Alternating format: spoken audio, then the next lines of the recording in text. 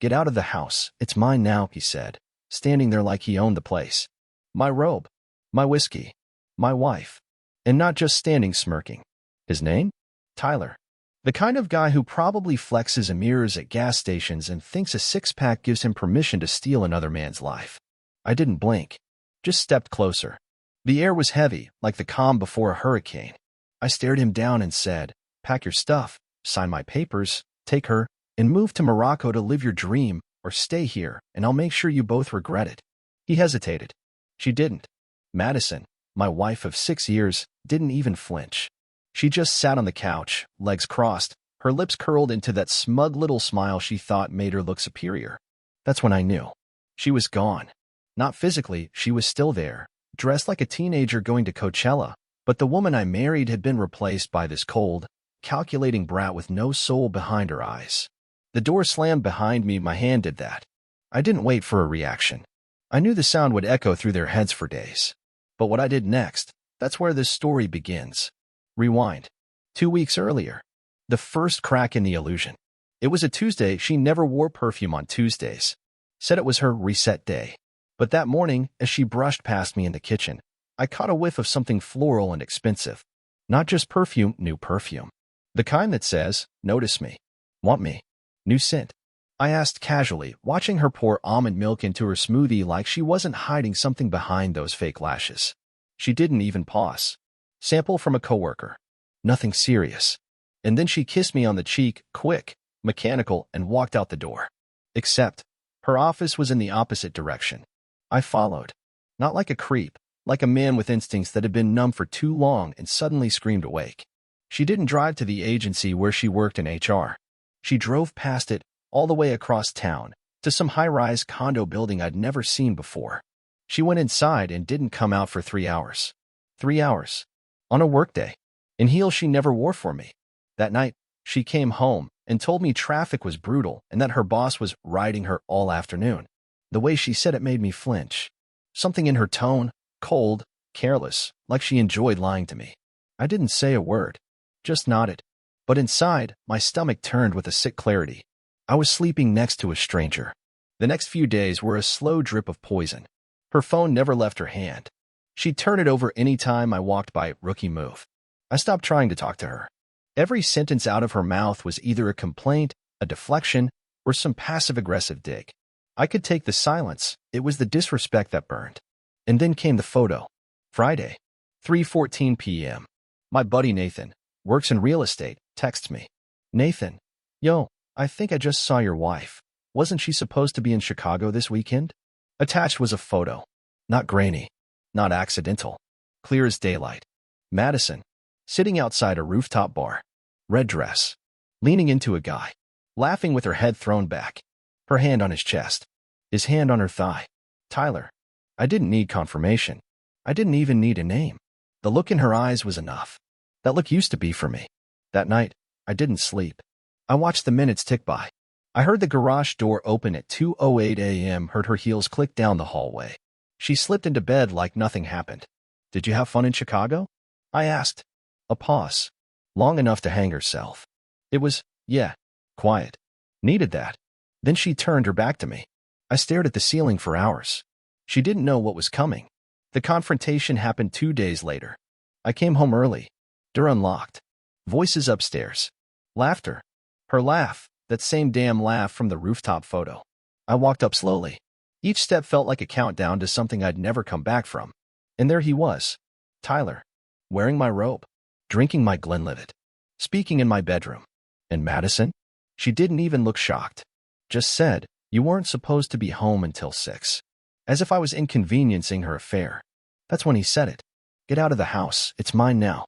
He didn't expect the smile that spread across my face. Because that was the moment I stopped being the fool and started writing the rest of this story. I said what I said. And slammed the door. But it wasn't over. What I did next would tear their world apart. I didn't go far. Just sat in my car, parked 2 houses down, engine off, phone in hand, and the silence pounding like war drums in my ears. My hands were shaking, but not from fear, from rage that had finally crystallized into purpose. Madison thought this was over. That I'd just walk away, take my bruised pride, and disappear. She didn't know me. Not the real me. The man behind the calm voice, the one who stayed silent while she lied to my face. That man had died the moment Tyler slipped into my robe. I stared at the front of the house. My house. And suddenly, I wasn't heartbroken. I was cold. It started with the phone call. I dialed Tony, my cousin. Works in private security, the type of guy who doesn't ask why, just how soon. Tony, I need cameras out of the house. Full system disabled. Don't ask questions. Done, he said. You good? I will be. Next call, my lawyer. We talked once before, just a consultation, back when things were weird, but not imploding. I'd asked about prenups. She laughed when I brought it up, said it was a rich guy's fantasy. Turns out I should have fought harder for that. Brandon, my lawyer said. You sure you want to go nuclear? I looked at the house again, their shadows flickering through the blinds. I'm already pushing the button. I waited until nightfall. Madison texted me once around 9 p.m. Madison, you're being dramatic. Come get your stuff tomorrow. Tyler's staying a few nights. My jaw clenched. She wasn't even pretending to apologize. She was marking territory. Like this wasn't just cheating, it was a hostile takeover. So I made my move. I still had the garage code. They hadn't changed it. Amateurs. I entered through the back door. Quiet. Swift. And with a small black bag in hand. The bedroom was empty. Good. Downstairs, their laughter echoed. Watching Netflix, eating my snacks, sinking into my leather couch like they belonged there. I planted one camera behind the lamp on the dresser. Another inside the fake air vent I'd installed years ago during renovations. The last one, a tiny button-sized lens under the kitchen island. Motion sensitive. Audio enabled. Sync straight to my cloud. Before leaving, I walked into the closet. Half of it was still mine. I grabbed only one thing, the box.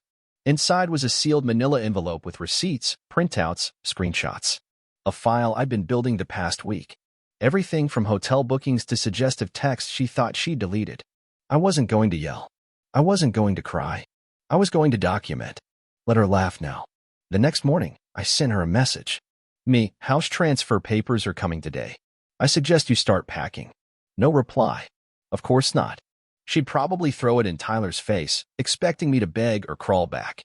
But when the documents arrived, couriered, signed, timestamped, I knew it would rattle her. These weren't empty threats. I wasn't bluffing. By afternoon, she called. No, hi. Just, are you serious with this divorce crap? I've never been more serious. You're overreacting. It was just a phase. I wasn't thinking clearly. Funny, I said. You looked very clear in those rooftop pictures. Silence. Then, what else do you have? There it was, the crack. The fear. She wasn't sorry, she was worried. I smiled. Enough to make you wish you'd never touched him. And I hung up. That night, I watched them live on my phone screen. Tyler pacing. Madison yelling. She threw a pillow. He threw back a whiskey glass. It shattered. Perfect. I clipped the footage. Saved it. Filed it under Chapter 2. Because this story? It wasn't ending in heartbreak. It was just getting started. By the third night, watching them became routine, like a twisted Netflix series where I already knew the ending, but the slow unravel was the real thrill. They weren't lovers anymore. Not really. The tension was thick. Madison paced the hallway like a caged animal. Tyler had that nervous energy of a man who realized too late he'd walked into a trap. He wasn't wearing my robe anymore. The robe was in the trash bin on the driveway. I saw it that morning when I drove past with sunglasses and a baseball cap. It was stained with what looked like coffee and ash, like they tried to burn it and gave up halfway. That was Madison. Start chaos, lose interest halfway, then blame someone else for the mess. She texted me again that night. Madison, you're enjoying this, aren't you? Me, I'm watching art in motion. No reply. Saturday afternoon, I sent the photos to her father. No words, no explanation. Just the images of her with Tyler, the rooftop, the hallway kiss, the hotel check-in log. Let him process it without my commentary. Madison once told me her dad worshipped her. Time to test that. 2 hours later, he called. Brandon, what the hell is this? Truth. Is this recent?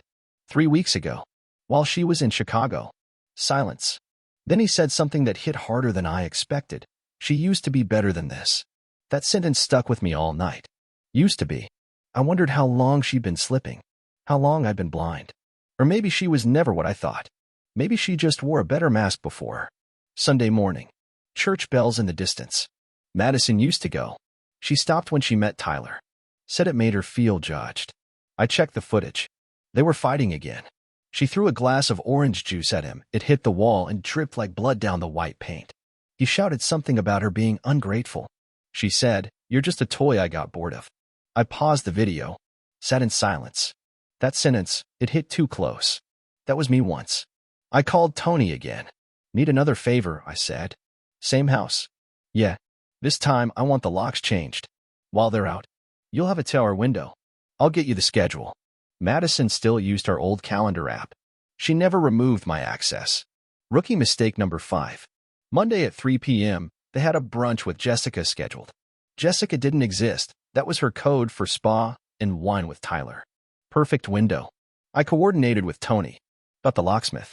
Paid cash. Silent, clean, legal. At 4:45 p.m., I received a call. Unknown number. I picked up. "What the hell did you do?" Madison screamed. "Oh," I said calmly. "I believe the term is changing the locks. Owners do that sometimes. You can't just lock us out." "I can." And I did. Everything in that house, the deed, the bills, the title, is in my name. "You don't live there anymore, sweetheart." Tyler took the phone. "You psycho, we'll sue." "You're welcome to try. But while you're at it, tell me, how's Morocco looking this time of year?" He went silent. I hung up. I knew it was petty. I knew it was vengeance. And I didn't care. That house wasn't just brick and wood. It was 6 years of sacrifice, of swallowing insults, of late nights waiting for her to come home and pretending I didn't smell cologne that wasn't mine. Now it was my stage. And I was taking back the script. That night, I left an envelope on the doorstep. Inside, the key to the guest house 3 blocks away. The same place Madison once called too small for someone like me. A sticky note on top. "Stay there. Quietly. Sign the divorce. No drama. Or I release everything." I didn't need revenge. I needed freedom. And I was almost there. Madison always had this way of turning every conversation into a performance. She could look you in the eye, smile, and lie through her teeth like she was reading from a script she wrote in her sleep. And I used to fall for it. Every damn time. But not anymore. I waited 3 days. No calls. No texts. Silence. It was the kind of silence that screams louder than shouting, a calm before another betrayal. I knew her too well to think she'd give up. Madison wasn't wired that way. If she couldn't win the war, she'd try to burn the whole battlefield. And right on cue, she showed up at my office on Thursday, wearing a tight black dress like it was still her weapon. Hair curled, makeup perfect, smile painted across her face like nothing ever happened. My assistant buzzed me. There's a Madison here to see you. Says it's urgent." I cracked my knuckles, leaned back, and said, "Send her in."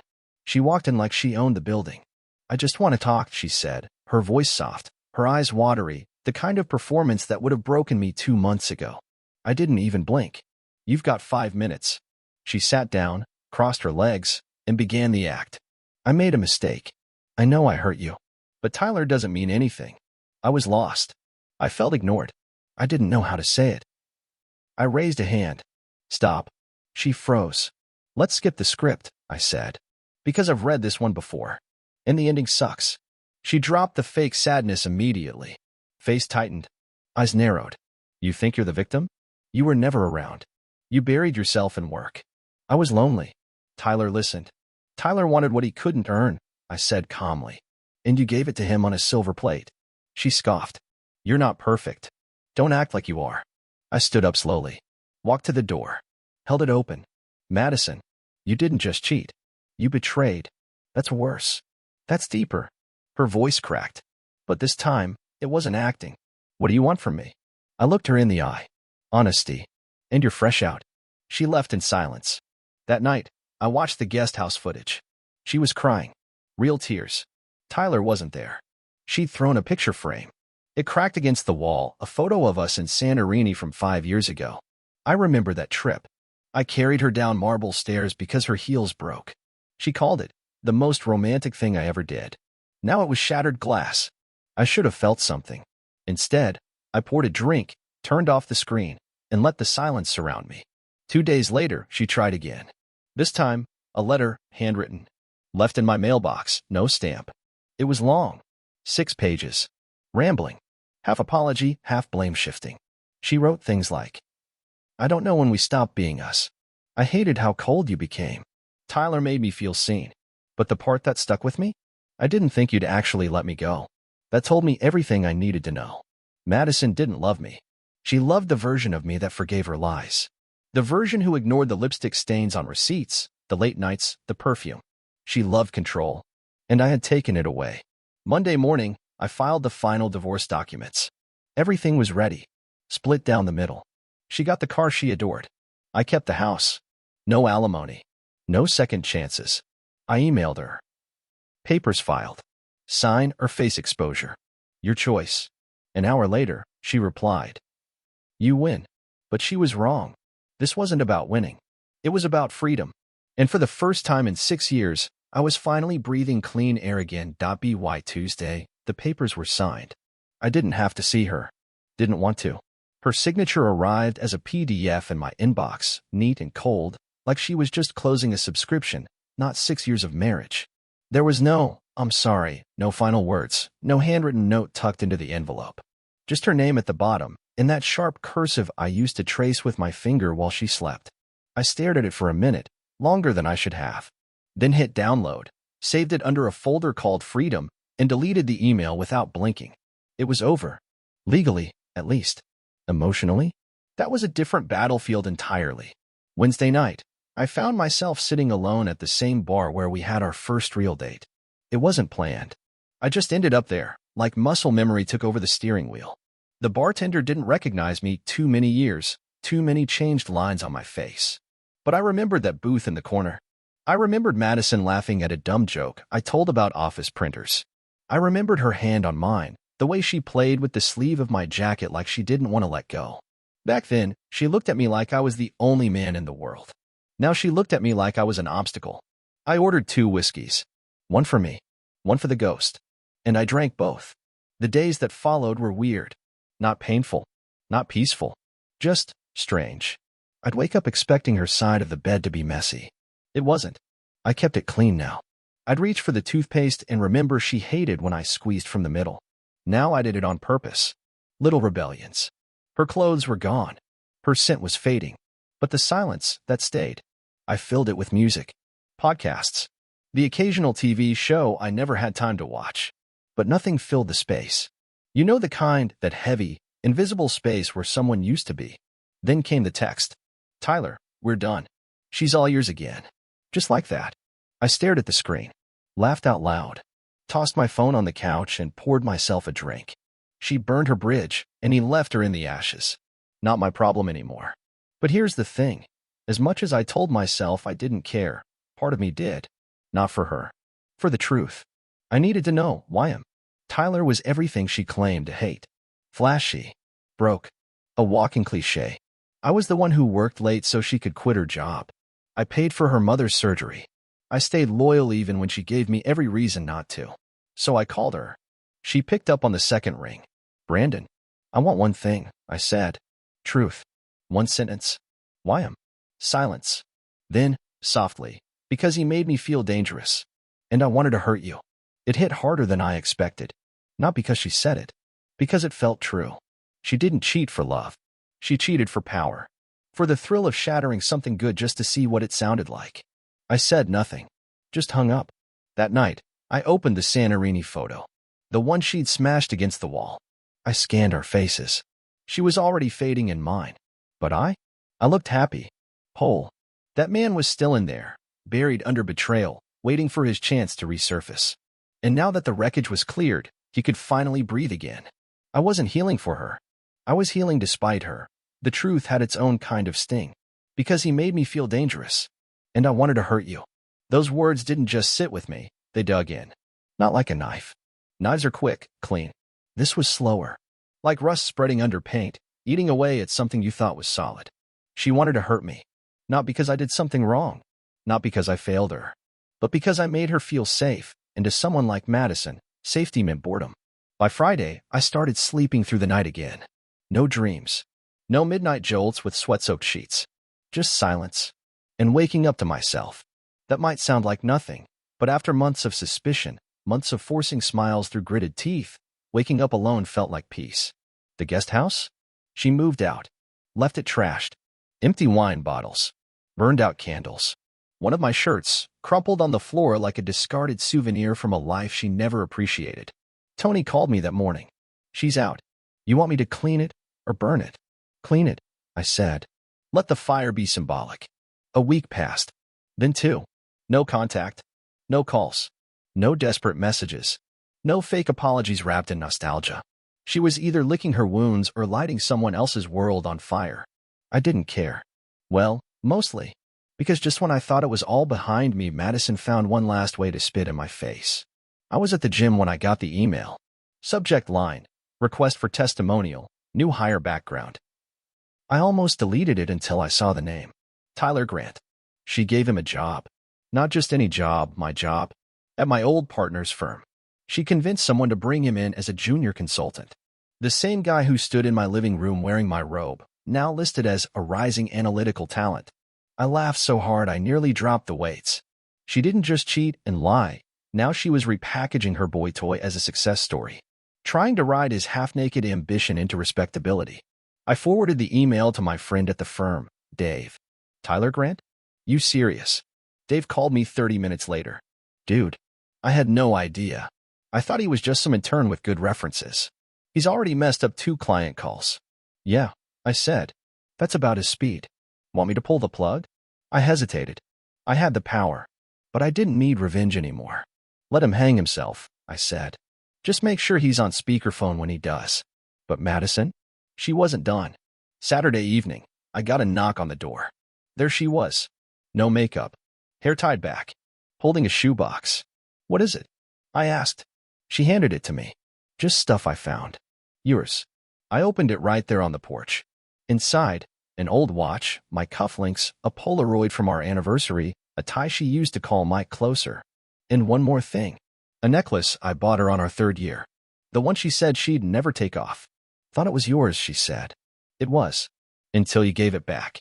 I didn't invite her in. I didn't ask how she was doing. I just stood there. You okay? She asked finally. I met her eyes. I'm getting there. She nodded. Well, I hope he makes you happy. He's me, I said. Just without you. She didn't reply. Just walked off into the dark, the sound of her heels disappearing down the street. That night, I didn't cry. Didn't scream. Didn't pour a drink. I sat with the box on my lap, watching an old movie we both loved, but she always talked through. This time, I heard every word.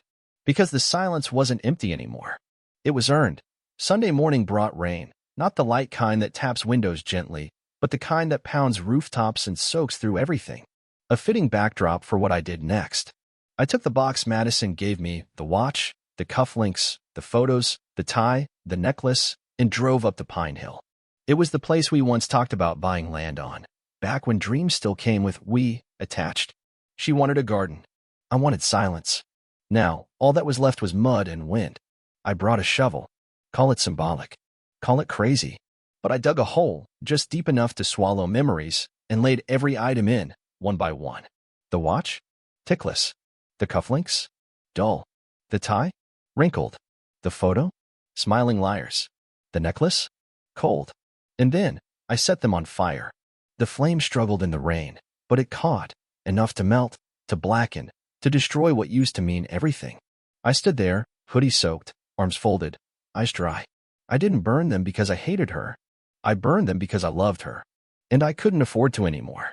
On my way down the hill, I got a message from her best friend, Claire. Of all people, Claire had stayed quiet through everything, loyal to Madison to a fault. But this time, she broke protocol. Claire, I know it's none of my business, but I thought you should know she's been telling people you abused her emotionally. I pulled over. Read the message again. Then again. Abuse? The word echoed in my skull like a gunshot. That's what she was spreading now? After everything? After the lies, the betrayal, the invasion of my home? She was rewriting history, painting me as the villain so she wouldn't have to face her own reflection. I called Claire. Is she serious? Claire sounded tired. Brandon, she's spiraling. She's not the same. She's never been, I said. I just refused to see it. Claire paused. I didn't want to believe it either. But she's lost. Whatever light she had is gone. I'm not surprised, I said. Just disappointed. I'm sorry. Don't be. You told me. That counts. That night, I sat at my desk, opened a blank document, and I started writing. Not a revenge post, not a rant, just the truth. What it felt like, what it cost me, how it crept in slowly, how love didn't die in a day, but in 1,000 ignored details. I wrote for hours, poured out every cut she left on my soul. I didn't hold back, but I didn't hate either. By the time I was done, it was 4 a.m., and I felt lighter. I never published it, never shared it. It wasn't for the world. It was for me, to reclaim the story before someone else painted it with their poison. The following week, I got the call from Dave again. Tyler's out, he said. Messed up the Jenkins account. Tried to blame the secretary. HR said he was late 4 times this week. Fired this morning. I let out a breath. Not satisfaction. Just closure. Guess that Morocco dream's still on hold, I said. Dave laughed. Probably applying to reality shows now. Hope he wins. Funny thing about healing, it doesn't come in big moments. It sneaks in when you're not looking. Like when you laugh at a stupid commercial. Or when you sleep through the night without checking your phone. Or when you delete her number without flinching. I wasn't bitter. I was better. And tomorrow? Tomorrow was mine again. 2 months had passed since everything fell apart. It wasn't the closure I expected. It wasn't the grand, dramatic ending where everything clicked into place. Life didn't give you a nice, tidy bow when it decided to rip your world apart. But I was starting to realize that wasn't the point. The point was that I was still here, still standing. And for the first time in what felt like forever, I could breathe. I woke up to the sound of birds, not alarms. The sunlight crept through the blinds, casting long shadows across my apartment. A normal day. Not a normal day, but normal enough to feel like it could be the beginning of something new. Madison's absence no longer left an empty hole in the air. It wasn't like I'd forgotten her, no. But the spaces she used to fill with noise and chaos had become peaceful now. Quiet, but not hollow. There was room for me again. Room for what I wanted to become. Not who I was in relation to her, but who I was on my own. I still had moments when her ghost crept in. When I caught myself thinking about what went wrong, what I could have done differently, what it felt like to be lied to. But those moments became less frequent, less consuming. They weren't my moments anymore. They were just memories of a life that wasn't mine anymore. I spent most of my days reconfiguring my business. It wasn't just about survival anymore. It was about thriving. I hired a new team, a team I trusted, a team that knew how to execute, how to build. There were no more just surviving days. And I got my peace back in small things. Waking up at 6 a.m. because I wanted to, not because someone else's schedule dictated mine. Filling my fridge with food I liked. Watching TV shows without feeling like I had to justify them. Saying yes to spontaneous plans without overthinking. It wasn't about revenge. It wasn't about getting her back. It was about getting me back. One evening, as the city lit up beneath me, I stood on my balcony looking at the skyline. I remembered when I used to look at it with Madison and how she used to talk about everything we would do together. About the future we would build. I had believed her. I had believed in us. But belief wasn't enough. I wasn't naive anymore. And I wasn't going to be anyone's second choice or a stepping stone for their selfish needs. I'd spent too long being her anchor while she drifted away. Now, I was learning to sail alone. Then, out of nowhere, I got a text. Madison, I don't know if you'll read this, but I think about you. I think about how I ruined us. I don't know what I'm supposed to feel or what I'm supposed to do now. I just wanted you to know that I know I hurt you. And I'm sorry. I stared at it for a moment. I could feel the weight of her apology like a stone dropped into calm water. It didn't splash. It sank quietly. But I didn't respond. Not because I wasn't tempted. Not because I didn't care. But because I knew, after all this time, that some things didn't need to be answered. Some things were just too late. I had no ill will toward her. But I wasn't going to let her string me along anymore. I had been enough for her once. Now, I needed to be enough for me. I went to bed that night with a quiet smile. For the first time in what felt like forever, there was no darkness in my thoughts. No regret. No weight of what could have been. I had done the hard work, not to get back at her, not to punish her, but to rebuild myself. I was moving forward. I woke up the next morning, as I did every day now, knowing that today was a new opportunity. I wasn't stuck in the past anymore. I wasn't trapped by her lies or her absence. I had forged my own path, one where I controlled the steps I took, the way I moved, the way I grew. Life had a way of kicking you in the teeth and leaving you on your knees. But the real victory wasn't in how you fell, it was in how you got back up. And I was standing taller than ever before. Tomorrow was mine. And I was going to take it, one step at a time.